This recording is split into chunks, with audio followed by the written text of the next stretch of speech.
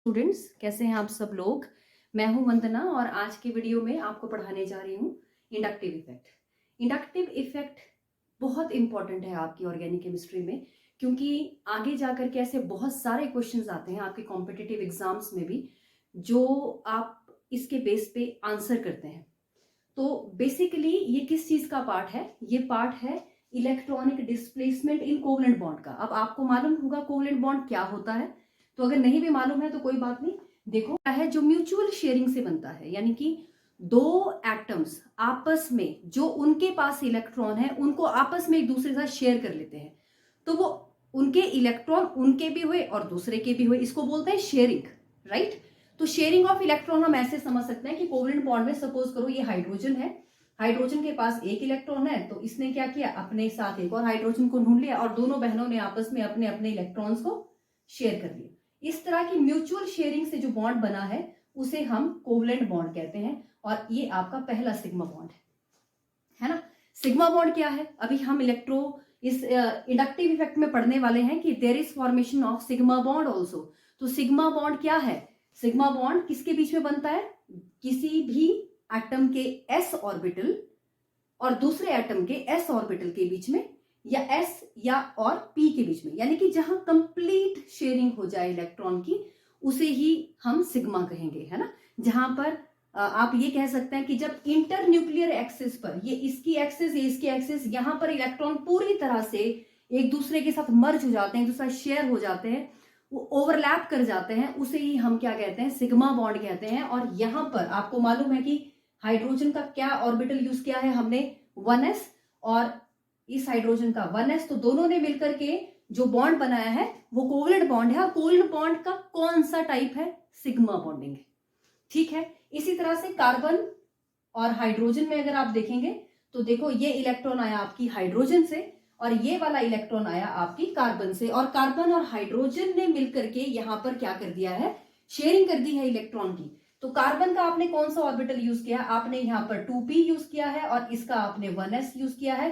तो s और p के बीच में भी जब ओवरलैपिंग होती है इलेक्ट्रॉन की, तो वो ओवरलैपिंग कैसी होती है? एक कंप्लीट ओवरलैपिंग होती है, मैक्सिमम ओवरलैपिंग होती है। तो उसको भी हम क्या कहेंगे?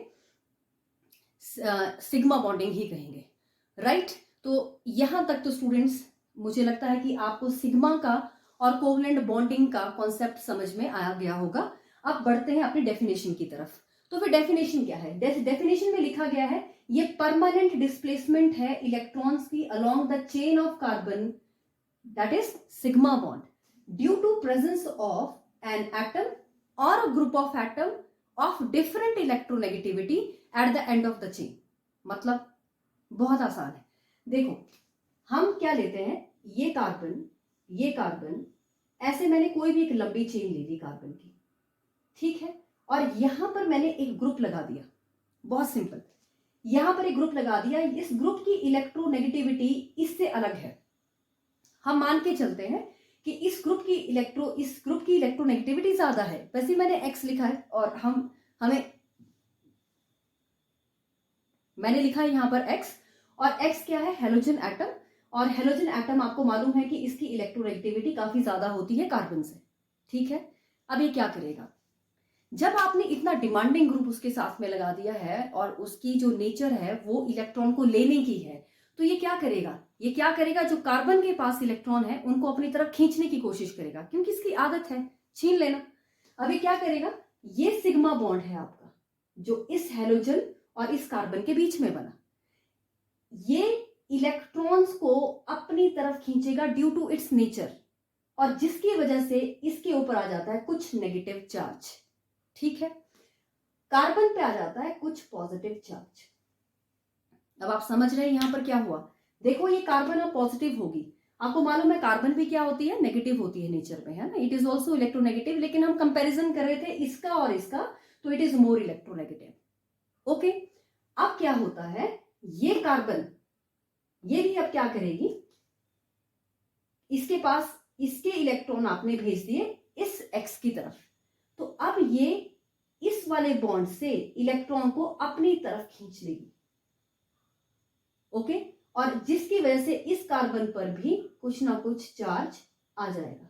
फिर अब ये कार्बन इलेक्ट्रॉन डेफिशिएंट है यहाँ पर, तो ये भी इलेक्ट्रॉन्स को अपनी तरफ खींचेगी और यहाँ पर थोड़ा कम, और नहीं थोड़ा कम इफेक्ट इसके ऊपर भी आएगा। तो ये सब कुछ क्यों हो रहा है? ये इस एक्स की वजह से हो रहा है, जो कि इलेक्ट्रोनेगेटिव है, काफी इलेक्ट्रोनेगेटिव है कार्बन की से। तो वो कार्बन की तरफ से इलेक्ट्रॉन को अपनी तरफ खींचती है और जिसकी वजह से बाकी बॉन्ड जो सिग्मा बॉन्ड है आपके, वहां से इलेक्ट्रॉन किसकी तरफ खींचना शुरू हो जाते हैं? अगले वाले कार्बन की तरफ। ध्यान क्या रखना है हमारे पास कि ये जो इफेक्ट है आपका, ये जो इंडक्टिव इफेक्ट है, इंडक्टिव इफेक्ट डिक्रीज करता है विद डिस्टेंस, डिस्टेंस के साथ ये डिक्रीज करता है, ये डिस्टेंस के साथ डिक्रीज करता है, यानी कि इसका असर इस वाले कार्बन पर सबसे कम है और सबसे ज्यादा असर इस वाले कार्बन पर है। अब इसके बाद यहां से हमें पता चलता है कि इस ग्रुप के ऊपर जो ग्रुप आपने यहां लगा दिया वो डिसाइड कर रहा है कि आपके इलेक्ट्रॉन किस तरफ आएंगे। मान के चलते हैं कि अब हमने यहां पर कोई ऐसा ग्रुप लगा दिया जो इलेक्ट्रॉन को दे रहा है। One more example, now we are attaching here electropositive group, एक ऐसा ग्रुप जो इलेक्ट्रॉन देता है, फाइन, जिसकी इलेक्ट्रोनेगेटिविटी इस कार्बन से काफी कम है। अगर हम ऐसा कोई ग्रुप अटैच करते हैं इस चेन के साथ, तो अब इलेक्ट्रॉन्स किस तरफ जाना शुरू हो जाएंगे? इस कार्बन की तरफ, और फिर यहां से इस कार्बन की तरफ, इस कार्बन की तरफ, और फिर यहां पर क्या चार्ज क्रिएट हो जाएगा? नेगेटिव, यहां पर थोड़ा कम, यहां पर थोड़ा और कम। अच्छा ठीक है, अब आपको ये समझ में आ गया होगा कि हमारे पास इंडक्टिव इफेक्ट क्या है। ठीक है, तो इंडक्टिव इफेक्ट की डेफिनेशन हमने समझा कि इंडक्टिव इफेक्ट जो है उसमें हम सिग्मा बॉन्ड बोलने वाले हैं। तो सिग्मा बॉन्ड क्या है, कोवलेंट बॉन्डिंग क्या है, ये सब कुछ हमने समझ लिया है। अब हमको क्या पता होना चाहिए? Inductive effect is also of two types, there are some. कौन कौन से इफेक्ट है हमारे पास इंडक्टिव इफेक्ट में? एक है आपके पास प्लस आई इफेक्ट, और मैंने यह शो किया है कि जब प्लस आई इफेक्ट है तो आपने जो ग्रुप लगाया है इस एंड पर, ये कार्बन की चेन है, सिग्मा बॉन्डेड चेन है, ध्यान रखना है हमें, और ये वाला जो एटम है ये इलेक्ट्रॉन रिलीजिंग ग्रुप है। भाई ये कैसा ग्रुप है? इलेक्ट्रॉन रिलीजिंग, दान करने वाला ग्रुप है। ये क्या करेगा? जो इसके पास इलेक्ट्रॉन है एक्स्ट्रा, वो कार्बन की तरफ भेजना शुरू करेगा। तो इस तरह से इस वाले कार्बन के पास काफी ज्यादा इलेक्ट्रॉन डेंसिटी होगी और इस वाले के पास कम होगी। हमने पहले ही पढ़ लिया है inductive effect decreases with distance, ये डिस्टेंस के साथ डिक्रीज करता है इंडक्टिव इफेक्ट। ओके, तो अब कौन कौन से ऐसे ग्रुप्स हैं जो पॉजिटिव आई इफेक्ट दिखाते हैं, जिनको आदत है इलेक्ट्रॉन को डोनेट करने की? तो वो कौन से ग्रुप हैं? देखो, सबसे पहले टर्ड ब्यूटाइल ग्रुप है हमारे पास। कौन सा ग्रुप? ये ग्रुप आप पहचान गए होंगे ना इस ग्रुप को। ये ग्रुप है कार्बन, यहां भी आर लगा है, इधर भी आर है, यानी कि टर्शरी कार्बन है यहां पर, इसलिए हम क्या बोल रहे हैं? टर्ड। और कितने कार्बन होंगे? देखो, अगर ये मिथाइल है तो यहां भी कार्बन है, यहां भी कार्बन होगा और यहां भी कार्बन होगा, और एक कार्बन ये, तो कितने कार्बन हो गए? 4। तो ये बन गया टर्ड ब्यूटाइल, है ना। इसी तरह से ये क्या है? अब इसको भी आप सेम इसी वे में लिख सकते हैं। ये कौन सा ग्रुप हो गया? देखो, मैं इसको आपको ऐसे दिखा सकती हूँ, सी, यहां पर हाइड्रोजन है, यहां से ज्वाइन होगा और यहां पर एक और ग्रुप। अब देखो ये किस तरह का कार्बन है? ये कार्बन था टर्शरी, ये वाला कार्बन है आपका सेकेंडरी। ये कार्बन कौन सा है? सेकेंडरी कार्बन है, राइट। तो ये कैसे कार्बन है? देखो, हमेशा याद रखना है आपको कि हमेशा आपको ये चीज याद रखनी है कि जो आपके एल्काइल ग्रुप होते हैं वो इलेक्ट्रॉन देने वाले ग्रुप है। उनकी नेचर है, दानी है, बड़े सन्यासी टाइप है। ये क्या करते हैं? इलेक्ट्रॉन को देते हैं। तो ये क्या करेगा? इलेक्ट्रॉन को देगा। तो जितने भी ग्रुप है, और देखो, जितने ज्यादा आप आर ग्रुप लगाते जाएंगे कार्बन के साथ, कौन सी कार्बन के साथ? जिसके साथ आप इसको अटैच कर रहे हैं। देखो, इसका एक एग्जाम्पल करते हैं। सपोज करो ये मेरे पास एक कार्बन चेन है, ये कार्बन चेन है, ये कार्बन चेन है ना, और इस कार्बन चेन पे मैंने यहां पर कोई ऐसा ग्रुप लगा दिया है। तो इस ग्रुप में आर क्या है? कोई भी ग्रुप हो सकता है, कोई भी कार्बन की चेन हो सकती है, तो मिथाइल ग्रुप भी हो सकता है, ठीक है। तो जितने ज्यादा आप ऐसे ग्रुप लगाते जाएंगे ये क्या करेंगे, यहाँ पर इलेक्ट्रॉन की डेंसिटी को बढ़ा देंगे और इलेक्ट्रॉन किस तरफ मूव करेंगे सिग्मा बॉन्ड में, वो इस तरफ चलना शुरू हो जाएंगे। ये आपका प्लस आई इफेक्ट है, बहुत सिंपल है। सबसे ज्यादा इस ग्रुप का, उससे कम इस ग्रुप का, उससे कम इस ग्रुप का, and then your methyl and then your hydrogen. ये तो बात कर ली हमने इलेक्ट्रॉन रिलीजिंग के बारे में। अब बात करते हैं माइनस आई इफेक्ट। हमने ऑलरेडी किया कि भाई जब हम ऐसा ग्रुप अटैच कर दें जिस ग्रुप की इलेक्ट्रोनेगेटिविटी बहुत ज्यादा है as compare to carbon. Okay, तो अब कार्बन से ज्यादा इलेक्ट्रोनेगेटिव कौन सा ग्रुप है आपके पास, ये वाला ग्रुप है। अब क्या करेंगे, अब इस ग्रुप की नेचर क्या है, ये इलेक्ट्रॉन को अपनी तरफ खींचने वाला ग्रुप है। क्या करेगा, इस सिग्मा बॉन्ड की तरफ से इलेक्ट्रॉन को अपनी तरफ से खींच लेगा। We have already done it. अब क्या हुआ, हमें यह पता करना है कि भाई ऐसे कौन से ग्रुप हैं जिनको अगर हम कार्बन की चेन के पीछे लगा दें तो वो उस कार्बन के सिग्मा बॉन्ड से इलेक्ट्रॉन को अपनी तरफ खींचते हैं। कौन से हैं, nitro, sulphonic, cyano, then carboxylic group, then your halogens. You all are very well aware of these halogens, जैसे fluoro group, chloro, bromo, iodo, या बहुत पहले से पढ़ रहे हैं। Then methoxy group, then C6H5 कौन सा ग्रुप है, आपकी बेंजीन रिंग। बहुत सिंपल, ये वाली रिंग, ये ऐसे, ये फिनाइल रिंग है, तो यही मैंने यहां पर लिखा है। और फिर हाइड्रोजन, तो ये क्या है, इसका तो बहुत ही कम इफेक्ट होता है इलेक्ट्रॉन को खींचने का। तो अगर आपने ऐसा कोई ग्रुप लगा दिया तो वहां पर आप क्या नोटिस करेंगे, minus I effect. Minus I effect, ये इलेक्ट्रॉन को अपनी तरफ खींच रहा है। ठीक है, अच्छा अब आती है इसकी एप्लीकेशन। तो अभी इसकी एक एक एप्लीकेशन हम करते हैं, एक एक एप्लीकेशन करते हैं। तो let us take example of acid. आप सबने सुना है कि एसिड्स कौन होते हैं, एसिड वो होते हैं जिनकी क्या है, जो हाइड्रोजन को रिलीज करते हैं, राइट। जो हाइड्रोजन को रिलीज करते हैं वो एसिड हैं, आप पढ़ चुके हैं इस चीज को। तो हाइड्रोजन को रिलीज करने वाले अगर एसिड हैं, तो सपोज करो आप एग्जाम में क्वेश्चन आता है, you have to compare the acidic strength of the two acids. तो आप कैसे कंपेयर करेंगे, मैं एक एग्जांपल लिखती हूं। यहां पर मेरे पास ये है एक एसिड, कार्बोक्सिलिक एसिड, और मुझे मालूम है कि आप समझ गए होंगे मैंने क्या लिखा है, 1,2 कार्बन मींस इथ, सिंगल बॉन्ड, कार्बन और कार्बन के बीच का सिंगल बॉन्ड, ठीक है। तो ये होगा इथेन, COOH, कौन सा group, oic, very good, ethanoic acid. तो ये कौन सा ग्रुप है आपका, इथेनोइक, आई मीन ये कौन सा एसिड है, इथेनोइक एसिड है। ठीक है, अब मैं अगले केस में क्या कर रही हूं, इस H की जगह पर चलो NO2 लगा देते हैं, NO2 लगा देते हैं, या सिंपल कर लेते हैं इसे।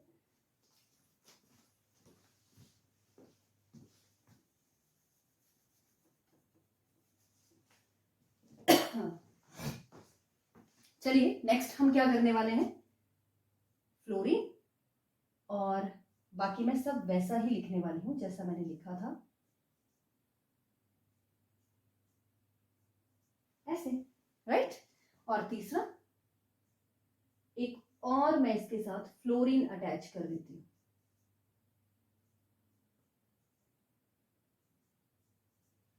ओके, क्या आप बता सकते हैं इसका नाम क्या है, ये कौन सा ग्रुप है, फ्लोरो। तो ये मैंने लिखा फ्लोरो एसिटिक एसिड या फ्लोरो इथेनोइक एसिड। इसी तरह से वो क्या हो गया, डाइफ्लोरो एसिटिक एसिड। इनको कंपेयर करते हैं। तो भाई एसिड तो वो है जो अपना प्रोटॉन रिलीज करे एक्वा सॉल्यूशन में। इस एसिड में ये जो ग्रुप लगा है, ये ग्रुप, ये तो कैसा है, इलेक्ट्रॉन को रिलीज करने वाला है, ठीक है। हमको क्या चाहिए, हमें कोई ऐसा ग्रुप इसके ऊपर अगर मैं लगा दूं जो इलेक्ट्रॉन को अपनी तरफ खींचना शुरू कर दे, तो क्या होगा, यहां से ये जो इलेक्ट्रॉन O और H का बॉन्ड है, ये O और जो H का बॉन्ड है, डेंसिटी इसकी तरफ चलेगी, तो ये बॉन्ड क्या हो गया, वीक, और आपका हाइड्रोजन आसानी से निकल जाएगा। यही कॉन्सेप्ट है। यहां पर इस ग्रुप में एक तो मिथाइल ग्रुप है, ये यहां पर कोई इलेक्ट्रॉन रिलीजिंग ग्रुप नहीं है, लेकिन अगर आप यहां देखेंगे तो यहां पर एक बहुत ज्यादा इलेक्ट्रोनेगेटिव एटम लगा है, और ये इलेक्ट्रोनेगेटिव एटम आपके ऑक्सीजन और हाइड्रोजन के बॉन्ड को वीक कर देगा। क्यों वीक कर देगा, क्योंकि उसके इलेक्ट्रॉन को अपनी तरफ खींच लेगा। सिमिलरली यहां पर तो मैंने दो ऐसे ग्रुप लगा दिए, जिनका नेचर है इलेक्ट्रॉन को अपनी तरफ खींचना। ये क्या करेंगे, ये भी इस O और H को ज्यादा वीक करेंगे। O और H के बॉन्ड को आपने वीक करना है सो दैट वो बॉन्ड टूट जाए और प्रोटॉन निकल जाए। ठीक है, अब आप क्या समझे, इससे हम ये बात समझते हैं कि ये वाला सबसे कम एसिड हुआ और ये वाला इन तीनों में सबसे ज्यादा एसिडिक हुआ। क्यों? Due to presence of two highly electronegative atom. Right, I am very very sure कि आपको ये चीज जरूर समझ में आई होगी। अब हम पॉजिटिव आई इफेक्ट का भी एक इफेक्ट, एक उसका असर पड़ते हैं बेसिक स्ट्रेंथ पर। ठीक है, केस में हम एक और एग्जांपल लेने वाले हैं, वो डेमोन्स्ट्रेट करेगा effect of plus I on the basic strength of your basis. ठीक है, तो you can also compare basic strength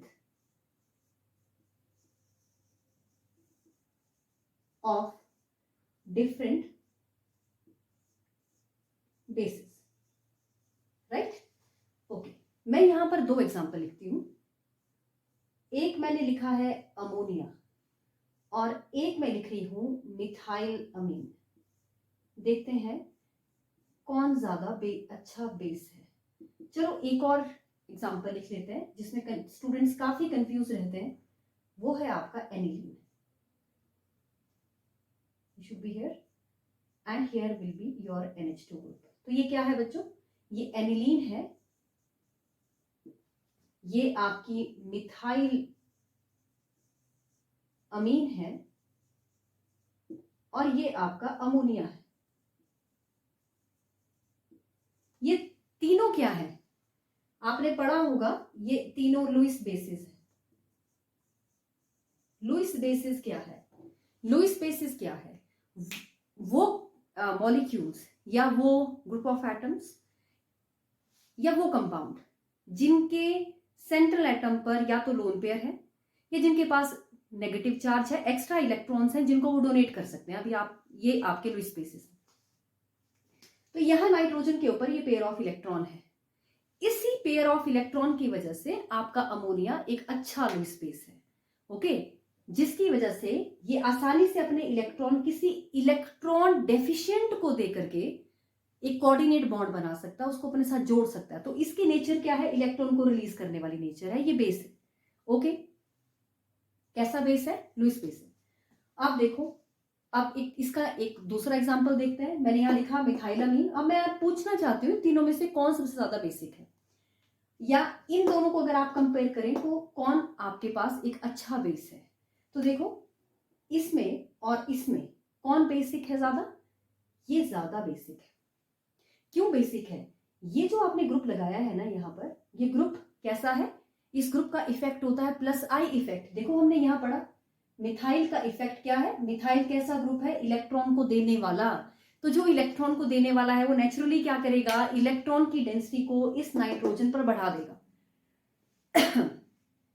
right, अब नाइट्रोजन पर इलेक्ट्रॉन डेंसिटी को बढ़ा रहा है, दैट मींस नाइट्रोजन के ऊपर इलेक्ट्रॉन की कंसंट्रेशन को इंक्रीज कर रहा है, यहां ज्यादा डेंस कर रहा है इलेक्ट्रॉन की अवेलेबिलिटी को, और जिसकी वजह से ये एक बहुत अच्छा बेस है। यानी इन दोनों में ज्यादा अच्छा बेस कौन हुआ? आपका वो कंपाउंड जिसके पास आपने R लगा दिया। अगर आप यहाँ एक और बड़ा R ग्रुप लगा देते तो ये और अच्छा बेस बन जाता। तो क्या ये सेम चीज यहां भी हो सकती है? नहीं, यहां नहीं हो सकती है। क्यों? देखो, बेंजीन रिंग पर जब भी यहां पर लोन पेयर होंगे, ये सिंगल बॉन्ड है, और बच्चों यहां पर आपके पास डबल बॉन्ड है, तो एक और चीज हो जाती है, रेजोनेंस, कॉन्जुगेशन। ये इलेक्ट्रॉन, इस बेचारे की नेचर क्या है? इलेक्ट्रॉन देना। क्या करेगा? इलेक्ट्रॉन को नीचे की तरफ भेजेगा और इसे यहां भेज देगा, जिसकी वजह से आपके पास यहां पर डबल बॉन्ड आ जाएगा, यहां पॉजिटिव चार्ज आ जाएगा। आप समझ रहे हैं यहां पर क्या हुआ? आपके नाइट्रोजन के पास देने के लिए इलेक्ट्रॉन ही नहीं बचे। तो ये क्या हो गया? Less basic. ये क्या हो गया? Less basic. तो इस तरह से इंडक्टिव इफेक्ट के कॉन्सेप्ट को यूज करके हम बड़ी आसानी से पता लगा सकते हैं कि which one is a good base, a better base than the other. Right, इस तरह से हम कंपेयर कर सकते हैं which acid is stronger acid, which acid is weaker acid. दोनों ही केसेस में हमें क्या अप्लाई करना पड़ेगा, कॉन्सेप्ट ऑफ इंडक्टिव इफेक्ट। तो ये पढ़ा आज हमने इंडक्टिव इफेक्ट के बारे में। We have studied about its types and its effect. कुछ इफेक्ट पढ़े हैं, नेक्स्ट वीडियो में हम रेजोनेंस पढ़ेंगे, which is in a very important topic for your organic chemistry. Thank you so much for watching.